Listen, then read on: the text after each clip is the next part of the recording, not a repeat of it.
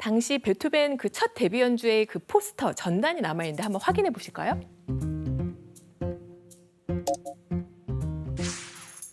Avertissement, 그러니까 예고라고 적혀 있고요.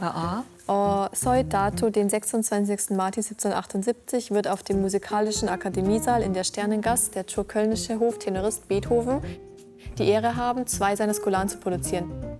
Nämlich Madle Averdung, Hofaltistin und sein Sohn von 6 Jahren. 베토벤은 70년생이에요. 그러니까 7, 8년도에 음악회가 일어났으니까 8살이어야 되잖아요. 아, 한국이면 9살이었네. 그죠? 한국 나이로 치면 게다가 9살인데 왜 이렇게 나이를 2살 내렸을까요? 신동 취급 받으려고 그런 거죠. 그렇죠. 모차르트가 마리아 테레제를 위해서 연주했던 그 나이가 바로 6살이었기 때문입니다. 베토벤 아버지 모차르트 의식했던 거예요. 그러네. 그러면은 뭐 그 데뷔 무대에서 잘 했나요, 연주를? 그 안타깝게도 모차르트만한 반향은 없었어요. 모차르트 이펙트를 따라가지 못했고요.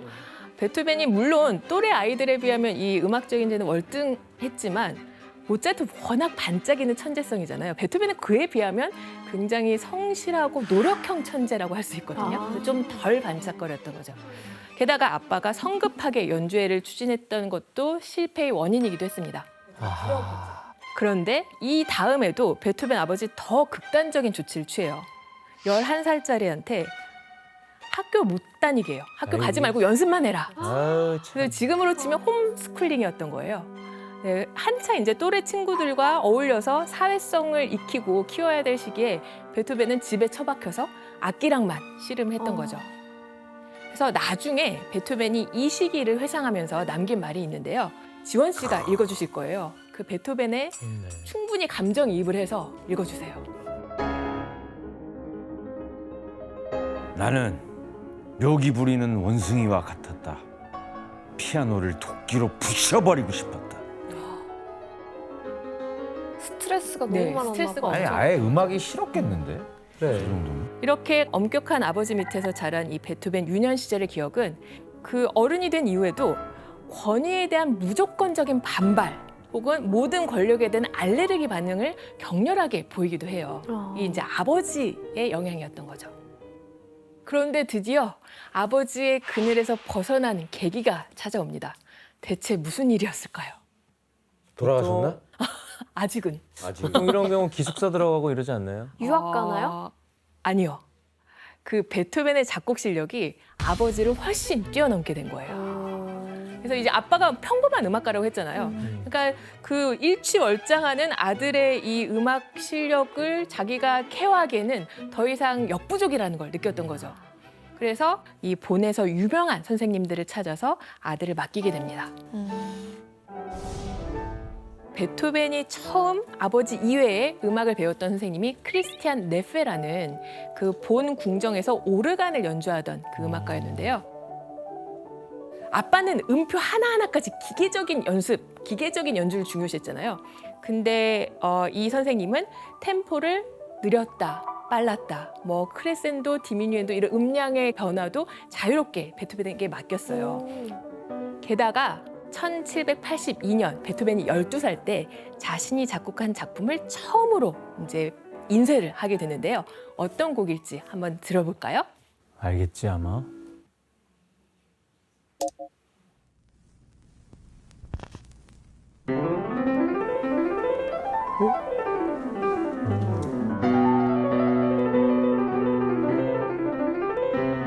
천재네.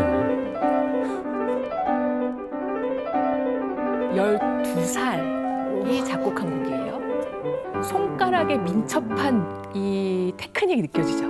이걸 본인 연주도 할 수 그럼요. 우와. 이 곡은 드레슬러 행진곡 주제에 의한 9개의 변주곡인데 아마 음대생들도 잘 모를 거예요. 처음 들어봤습니다. 아 이제 아는 척 좀 하고 싶은데 솔직해야 되니까. 솔직하시네. 네, 처음 들어봤습니다. 근데 모차르트 못지 않은 것 같은데. 와, 네. 연주가 너무 현란한데. 그래서 이때쯤 또 음악성을 인정받아서 이 본 궁정의 오케스트라에 취직을 하게 돼요. 근데 실제로 그 베토벤의 음악성이 이 궁정에서 여러 번 발휘되었는데 한 번은 오케스트라에서 이 베토벤이 건반 악기인 챈발로를 연주해요. 근데 챈발로를 제때 조율하지 않아서 음정이 반음씩 다 낮아져 있었던 거예요. 근데 우리가 바이올린 같은 현악기는 음정 조율하는 거 그냥 팩만 돌리면 되고 조임새만 돌리면 되거든요. 근데 챈발로는 피아노는 조율사가 따로 필요해요. 건반 하나하나 조율해야 돼요.